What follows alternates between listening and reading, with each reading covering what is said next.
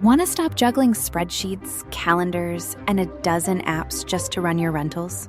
Lodgify makes it easy. It's an all-in-one toolkit for hosts. Build a direct booking website, automate guest messaging, and keep all your channels in sync. Running your rental business your way has never been simpler. And for Good Morning Hospitality listeners, you can get 20% off any yearly plan with code GMH20. Just check the link in the show notes to get started today. Welcome to Good Morning Hospitality, your one-stop shop for the latest news, noteworthy trends, and thought-provoking discussions across the industry. From hotels and short-term rentals to all things travel and hospitality, you'll find each episode equips you with the information that you need to start your week. Join us on Good Morning Hospitality every Monday, wherever you get your podcasts.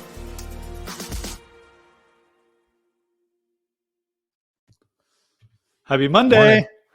Dang it. Oh, you beat us to it. Best day of the week. Hi, good morning. Sure is. No arguments from me. No, not at all. Happy Monday. How's the weekend, everybody? Jamie, welcome back. How's your weekend? How are you feeling? Thanks for having me. I'm sore. Spent the weekend at our short-term rental trying to get it set up to start accommodating travelers. Had my 6-year-old up there with me helping, and then my sister and her 3-year-old showed up, and it was a blast. You got to get ready for all those leaf peepers. And in my market, peak season is September and October, and I'm 5 days for September, and that was my goal. And I'm not going to meet it, but we're going to be close. Take a couple days off work. And yeah, I mean, probably my favorite term in the industry is leaf peepers. Yeah. So gotta get ready for them.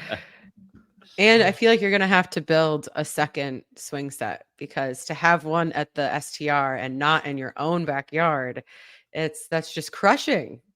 Yeah. Well, I feel like I want to get the kids excited about going up there. So, yeah, they're already complaining. Yeah, they're complaining that our short-term rental is nicer than our own house, and that they want to live there full time, and we're not even done. So that's when I was growing up, we have like our place in the Adirondacks on a lake, and I used to be like, I want a pool, blah blah blah, and my mom was like, you have a pool, it's just 5 hours away, and I hate that. That was the party line. She never caved. Yeah, I mean, it's a great chance to teach your kids about ROI as well. So. Those lessons that really stick with them when they're young. Yeah, we did a lemonade stand this weekend, and Oliver was like, how much should it cost? Or I asked him, and he's like, $10. And I was like, well, when you keep prices really high, demand is going to be really low, but if you shift them down, so we agreed on $1, but the first person that stopped, they go, how much is it? And Ollie shouts out, $5. And they're like, wow, that's expensive. I'll take one. So yeah, it was a dynamic fun pricing. And then we encouraged him to continue to lower the price a little bit. So we settled in the neighborhood of $1 or $2 per cup. But it was never the same price. He told one person it's $5 or a quarter, whichever one you want. I was like, okay. He really has no concept of money yet. So. Back when life was easy. The good old days. Stands. It was fun. Fun to watch the 5-year-old and his little neighbor friend. Love it. You guys all sound like you had lovely weekends with the kids. And Brandy, did you do anything fun with kids or no? No, there were no children involved in my weekend, which was great. Yeah. No, but actually, have a lot of places have restaurant week. Miami does Miami Spice, which is restaurant week, but for all of August and September to like encourage people to go out. And so we went and tried this like Michelin star French restaurant near our house, and you get like a prefix menu. It's pretty good. Not bad. Nice little Sunday afternoon treat kind of thing.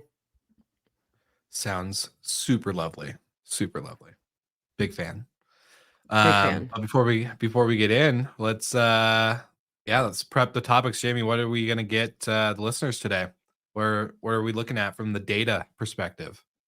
Yeah, and it kind of feels like you guys are just going to pepper me with questions on what's happening in the broader travel ecosystem, and I'm going to try my best to answer them all. Why is the data narrative not lining up with what everyone feels and sees in their own businesses? That's the topic of today. Let's do it. Well, before we get to today's topic, this episode is brought to you by our friends at Marriott Homes and Villas, or Homes and Villas by Marriott Bonvoy. My apologies there. If you are aiming to take your vacation rental to the next level, Homes and Villas by Marriott Bonvoy is where you need to be. With a reputation for excellence and a global reach, Marriott Bonvoy connects your properties to millions of travelers who expect the very best. Now, listing your home with Homes and Villas isn't just a platform, it's a partnership with a brand that stands for quality. You'll gain access to over 200 million loyal Bonvoy members looking for unique and luxurious stays just like yours. So whether you have 30 properties or close to, this is your chance to increase visibility and revenue to the backing of a trusted name. If you're interested, go to Homes and Villas by Marriott. Yeah, Homes and Villas by Marriott.com. Explore how you can bring your properties to a whole new audience. Don't wait. Seize this opportunity today. And now we're back to the episode. All right, Jamie. All right, Jamie. So similar to inflation, when we look at backwards looking inflation numbers, lately, 3.5%, it's only 50% above what we are targeting at 2% nationally. But everyone just feels inflation heavily every time you go anywhere. And similarly, we're looking at some AirDNA data this morning, and the numbers generally look okay, but everyone that I've talked to is feeling it this year, particularly, and this summer's been harder. So how do we square that peg? Yeah, well, let's start with your first comment around inflation. CPI numbers came out 2 weeks ago, and we got a 2 handle. So it was 2.9% year over year, and we've been looking for 2% for a long time. And then Jerome Powell had his annual speech at Jackson Hole last Friday, and I love it. He said the time has come for policy to adjust. That means interest rates are coming down. And then he said further, we do not seek or welcome further cooling in labor market conditions. So he realizes that the economy is getting weaker. Unemployment has increased by 1% over the past year, and that there is some cracks forming in the overall economy. And that's the tee up of, we are seeing some weakness in broader travel. And I was just at the Hotel Data Conference 2 weeks ago, and it was amazing to get sort of the broad view across total accommodation, what's happening. And the theme there was bifurcation. So there are parts of the travel industry that are doing really well, and there are parts that are doing not very well. And I mean, the clearest in the hotel industry right now is when you look at the data by chain scale, where you see luxury chains growing demand at 5% year over year. And when you look at economy chains, seeing a decline in demand by about 5%. And then in between, for mid-scale, it's about flat. So you look at broader short-term rentals right now, and we cut our data in the same ways of trying to create these price tiers to be able to analyze demand. And when we look at lower tier short-term rental performance, that is properties that are sort of making them operating at lower ADRs, sort of attractive to lower tier consumers. And this is controlling for bedroom counts. We're looking at lowest price 5 bedrooms, lowest price 1 bedrooms.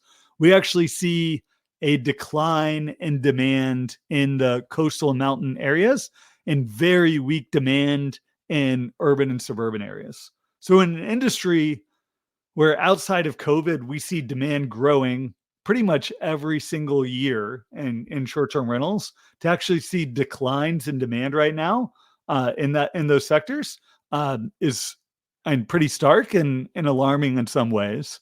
But then in the same way, when you look at short-term rental performance at the upper tiers, when we look at coastal mountain, when we look at urban suburban, we're seeing 3, 4, 5, 6% growth across the board.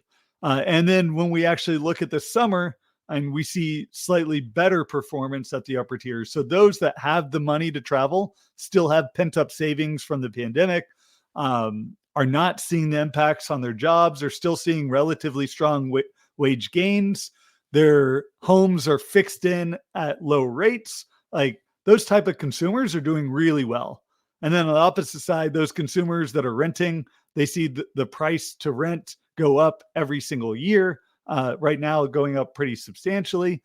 They see an increases in food prices, which is a larger share. They see and the interest rates they're paying their credit card debt continue to go up. So we're seeing a bifurcation in the economy that's absolutely impacting industry performance. So basically, if you're a property management company without exposure to larger luxury properties, you're missing out, and you need that within the portfolio to help mitigate some risks. Yeah, and that was one of the other ways we sort of dissected the data, because Airbnb made it really clear on their earnings call. They're like, when we look across the US, like overall things are but when you look at homes that accommodate 5, 6, 7 plus travelers, those are the ones seeing the greatest demand. And when we break out our data, like looking at even large cities where we've seen some of the weakest performance, you look at private room, shared rooms, demand down 10%. Studio, 1 bedrooms, we're seeing anywhere from 2 to 3% increase in demand. And then when you look at 4+ bedroom properties, we're seeing demand growth anywhere from 10 to 15% this summer. So the larger the home, the better performance. We hadn't really been talking about that trend since COVID, where it was like all family travel, private shared 1, 2 bedroom properties just getting crushed. But now we've sort of come back into this realm where the larger home, the better performance. And I feel like this is the new phase where short-term rentals that are like just where the product beats hotels are the ones doing the best. Those amenitizing the right ways, those that can accommodate families, group travel in ways that the product is just better than the alternative. That's where short-term rentals are doing well right now. Well, and I also think we had this kind of this emergence of STRs during COVID. People that had never really participated in the space were getting used to it, and now maybe that's leveled out. And so you have people that now know all the options that they have to travel. So when they're going with their big groups and their families, they're going STR, but for anything else, business or, just couple travel or whatever, they're going to stay in the hotels. And I think I wish it was as easy as just adding one nice property to your portfolio to make this all better. But those operations are significantly different. Like luxury homes require, if you have a pickleball court and a tennis court and a big, 3 hot tubs or whatever it is, like all that requires so much more maintenance and attention. So it can be hard if you're one of these property management companies that's been focusing on servicing the budget end of the travelers. I think that's probably a very difficult segment to reach higher than that. Yeah, so, and when you look at in the areas that are doing well, like the numbers I track, and I think Michael, you're tracking them too, like TSA throughput numbers, like how many people are actually flying on any given day. Like we reached a record high, over 3 million people flying on July 7th, just after the 4th of July holiday. We're up in August over 5% compared to last year, record highs in terms of travel. We were up 5% in July. So this trend continues. And another theme at the hotel conference was around how well just business, corporate, transit, group travel is doing. And that really slots into the upscale, upper upscale, sort of big box hotels. And then, and those are just crushing it. Like they're seeing, and you heard it on the hotel earnings calls, where they're calling and pre-bookings for big conferences are well ahead of budget, that they're just seeing a really strong performance there. So, and then you listen to like the calls for Wyndham or Choice, and it's like, ooh, like they're clearly not seeing the demand because they do not have the same exposure to the business and group travel. So, Jamie, on the luxury and budget hotel side, the flags seem to be in an arms race, and it's like every week we see a new announcement, whether it's just a licensing deal like Sonder just had, or a full out acquisition like I believe the Graduate or the Standard. I think the Standard maybe was just bought by Hyatt. Yeah. So there's these experiential brands that probably fall into the luxury category, but it seems like an arms race. Does it show up in the data? And if so, can we maybe bifurcate data on traditional luxury versus more experiential luxury? I'll say the name of the game for both the large hotel brands and the OTAs for the next year or two is going to be, and it's supply acquisition, right? And we're still in this realm of high interest rates, really hard to get new construction done in the hotel space, hard to get new construction done in the home space right now. It's just in this interest rate environment, like it's hard to build new. So how are they going to acquire supply? It's either through acquiring brands or and conversion.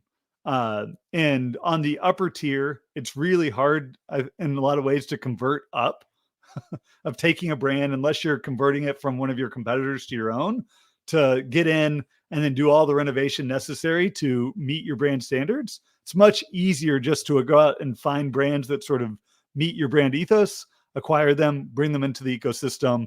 And this whole loyalty distribution play where they're not actually buying the brand, they're just signing an agreement with them, is actually a very low capital intensive play, and very low key count or both sides. Yeah. And it's a win for Marriott. It's a win for Hyatt, win for Hilton as they sort of add this inventory, as they're able to grow it without having to go through the development of hotels, of giving big key cash to help in the construction of those properties and can grow their overall inventory. So I would say I'd expect more of this. If you're an independent brand that's attractive to a Hilton, Marriott, Hyatt, like this is probably a good time for you.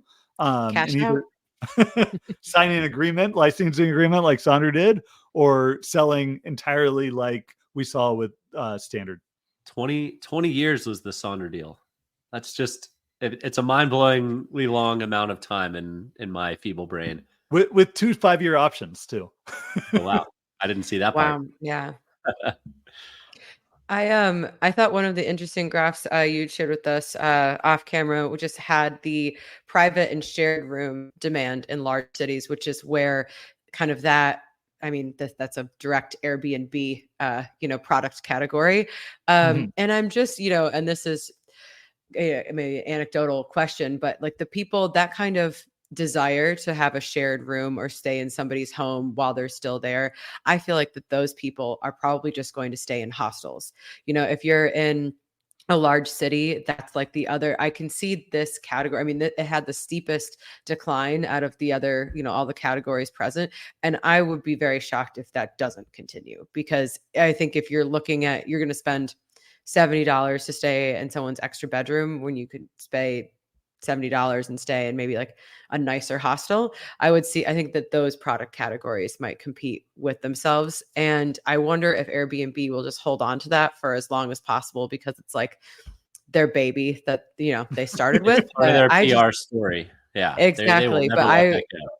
Yeah, exactly. Because I mean, it's just stark. You have they're down 10% in large cities, and then studios are up like around 3%. So like that's a big demand gap in between those two product types, which are basically the same thing. A studio is just one room, Yeah, and that said, as someone in a city with hostels, and which in the US and many cities around the world, there just isn't that hostel budget option. So I think we're in this part of the cycle now where, and if the economy further deteriorated and people were really looking for budget type travel options, private and shared rooms might have a return. But we're now a year after Airbnb relaunched rooms, and we've seen demand then decline anywhere from 5, 10, 15%, depending on the market. So it's clearly not resonating with consumers. It's not resonating with people that are adding supply. I actually just saw an ad this morning from Airbnb where it was like, oh, your kid left for college. Now you got a room you can rent out on Airbnb. And that whole concept to me is like, and is that really what's going to drive supply for Airbnb going forward? Probably. Also, not.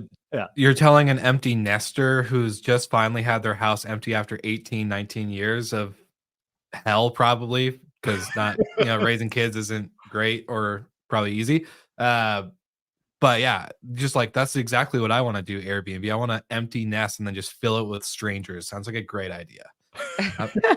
I've stayed in many of private rooms where the reason why they did it though was because their kids left from college and they needed something to do. So not too crazy. Yeah, need something to do. They're leaning into it. Yeah. They know the data. I think it's just interesting because this is one of the only platforms where that room type exists. So as a consumer, when you're shopping around, you're not comparing apples to apples across the board. Because I don't think you can do that on booking.com or anything on any other major OTAs. So you might just be losing people because they're not getting, the number of times I've booked a private room on purpose is way less than the number of times I accidentally booked a private room. And in my college days, just showing up and being like, oh no, the guy's staying here. We're just in his apartment.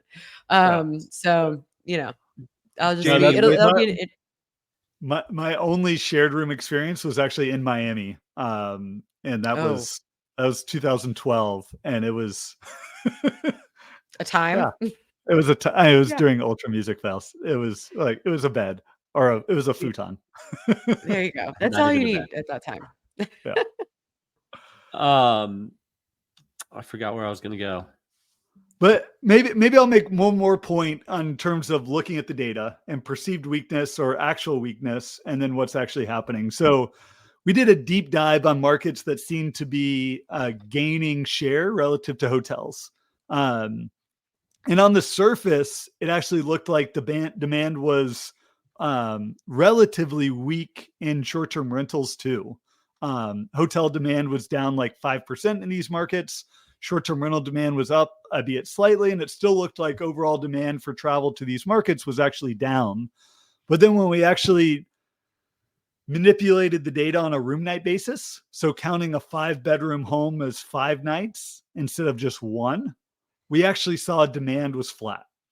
And when you actually look at it on a price per room basis, as opposed to a price per listing basis, and then compare that to hotels, it's like maybe what we're seeing is short-term rentals are that next tier lower than hotels. Of if I'm going to this area, I'm looking to save money, and the hotels price me out, but I could rent a 4, 5, 6, 7-bedroom property, and it saved me money overall. Like, yeah, maybe it's still a 1,000-bedroom home, and that seems like a lot of money. But if I'm traveling with 3 other couples or 2 families, like if you actually compare it on how many hotel rooms I'd have to book and then what that price would be, and then the average price that I would pay in a short-term rental, I'm actually saving some money there. And that's sort of leading in with the high demand in the larger bedroom properties, that this could be the shift that we're seeing happening. And the reason for it is that cost-conscious consumer looking for ways to save money right now. Yeah, I think also part of the picture that we don't have, it would be very difficult to, I think, but is there's different layers to this of, why a lot of property managers are feeling maybe a squeeze, because you have maybe some increased demand, but what do the ADRs in your market look like? And then also, what do your costs look like? Because you could be having decent revenues, but I think, labor costs have gone up significantly, and all the costs it takes to run the business. So even if you're doing better or on par with the year before, it could be that bottom line where you're not seeing the benefits of that maybe stable or slightly growing revenue.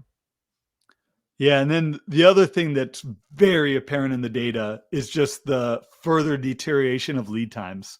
So people are booking closer to the stay. And in terms of revenue management, that makes it very hard to manage your inventory, especially when you have such unique inventory. You're used to getting booked 2 months in advance. Now you get past that 2-month period, you're still not booked.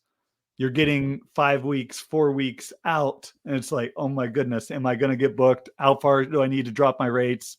And we are seeing a continued weakness on the rate side, which I think is a direct result of the shorter booking lead times. Is it just poor revenue management strategies? Like the traditional wisdom be damned if, as you get closer to the stay and you're still vacant, you typically drop prices. So it erodes ADRs. Or is it the market? Like, is it a blend? I think you've got revenue management strategies and you have owner management strategies. And that's what, when I'm talking with operators, it's like getting comfortable with your strategy, maybe what your risk tolerance is, and then getting comfortable with your owner's risk tolerance of them maybe willing to give up 3, 4, 5% on rate if they're guaranteed that their property is going to get booked during peak season. Because shoulder season, be damned, maybe, like if you're not running high occupancies, if your unit isn't getting booked during peak season, like you're not going to meet the revenue expectations that you have for that property. And I think what we're seeing now is maybe more and more owners, property managers willing to give up some on rate just to make sure those properties are getting booked. And that's where our industry really differs from hotels, where you can manage your sort of unit inventory to maximize revenue and you can have 5, 10%, even 20% of inventory going left unsold. But if in the short-term rental industry, for an owner, if their one unit's not getting sold, that's all their inventory for them, right? And so I do think that a varying revenue management strategy from the hotel industry is warranted, given this sort of unique ownership structure and inventory that's out there. Yeah, it's funny. I feel like we kind of have some of the worst parts of both worlds in the urban markets, because you have basically kind of hotel products, but you still have that's a landlord, right, that owns the building. And there's some, this is the same with traditional homes. You have some owners who are like, I get like a wire in the bank account every month, and I don't really care. And then you have some that are like, I am checking every single rate every single day. And people have emotional attachments to these properties, and they're saying like, I expect the ADRs to be this higher. Like, you should be raising. It's like, yeah, it would be so great if we could just raise rates like that. That would be awesome. But it's really trying to bring people along for you, especially like for us, we're kind of the opposite of most people. Like August and September are our lowest months in the year, especially August. And so it's like, kind of take what you can get territory out here. And so not being so picky. And it is even like people that have been in this industry for a long time, I feel like their vision just goes like myopic on a monthly basis. And it's like, let's zoom out and make sure that you're seeing, like, let's maximize all the returns we can get for you in a year, and not just focusing on like what the rates are next Tuesday. But I think that's an age-old struggle in our industry. Yeah. And also knowing your market, like the experience that you have of knowing, like, if I drop rate, is that actually going to induce demand? Or am I just dropping rate and I'm just going to get lower? The number of people booking is constant. Like, whether I change the rate or not, it's not going to matter in terms of how many people I'm going to book. So I might as well just keep rate where it's at, and we maximize the revenue for the properties that are going to get booked. And this exact discussion is why we've seen a lot of people in short-term rentals move into boutique hotels as well. They get total control. One one neck to squeeze, which is their own. So it's an interesting trend that I continue to see more and more. And I know there's a lot of people that are still pure play short-term rentals that are becoming more and more interested in the boutique hotel space. Well, True. so we're wrapping up the summer.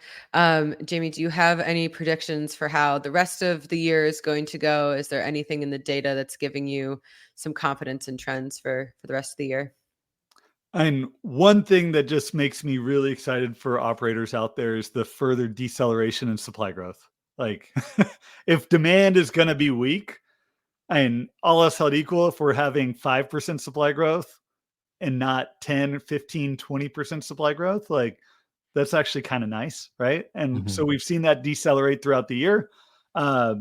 Yes, we started with Jerome Powell saying that he's going to lower interest rates, but the lag from when interest rates start to lower to when people start making interest or purchase decisions and get properties listed, we're not looking for that in 2025 until that starts to happen, maybe a reacceleration in supply growth. So I think for the back half of the year, a further deceleration in supply growth. In urban areas, we're actually seeing a supply decline. And the lack of recovery there for a lot of operators has just meant that they're going to throw in the towel. So urbans typically see the most churn throughout the year just because of so many people doing it occasionally, part-time basis. But we do see maybe higher levels of churn in urban areas. We're actually seeing lower levels of churn in coastal mountain areas. But that does make it maybe good for the sort of last man standing in the industry in these urban markets, that you're able to maybe see some occupancy increases and accommodate more travelers going forward. So it's a trend to watch. We're now 1 year past New York's law going into effect. So that was still massive impact on that market, one of the biggest markets in the country. We're still seeing an 83% decline in available short-term rental listings. So that's really impacted that market. But it's not only New York, it's quite a few other cities right now that are seeing declines as well. Well, we'll see. I still have this 8,000 plus unit avalanche of supply coming our way in Miami. So we'll see what happens there. Yeah, just fingers crossed that it doesn't all happen at once. Like you said, I don't think it will, but hopefully it's a nice slow trickle for you instead of a baptism by fire type situation. Love it. Well, thanks, Jamie, for coming back on and obviously sharing the data with all of us. I know there's a lot of moving pieces, but overall sounds not too bad. I think we're in a good spot. Yeah, I think still overall the consumer's healthy. Like we're still seeing consumer spending up. We're still seeing incomes from travelers growing more than inflation. Like, yes, there's some cracks happening on the lower end, but it's not, there's no reason to panic right now. Overall, there's more people traveling today than they were the same time last year. It's just the mix of what type of units they're traveling in, the cities that they're going to, is sort of changing. So there'll be some winners and losers as that plays out, but we're not calling for recession. I don't think there's one coming anytime soon. So the sky is not falling, people. Not yet. Not yet. Is that the most optimistic way to end it? Hey, Jamie, are you forgetting that it's an election season? So yeah. Let's just live in a happy place for today, for this week. Optimism for the week. Yeah, there we go. Brandy likes to leave it on a positive note here. So as we wrap up the show, thank you to all of our live listeners for tuning in, being part of the show. We really appreciate it. For all the listeners that listen to the replay, like and subscribe. And of course, a big shout out to our partners and sponsors at Homes and Villas by Marriott Bonvoy, and of course, Sojo. So thank you guys for partnering with the show. And like always, we'll see you guys again next week.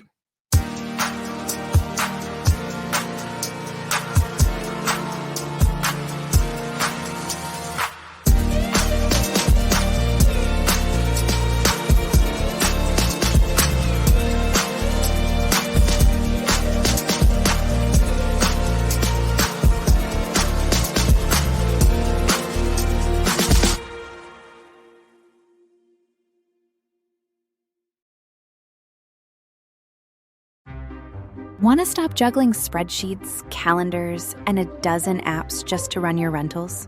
Logify makes it easy. It's an all-in-one toolkit for hosts. Build a direct booking website, automate guest messaging, and keep all your channels in sync. Running your rental business your way has never been simpler. And for Good Morning Hospitality listeners, you can get 20% off any yearly plan with code GMH20. Just check the link in the show notes to get started today.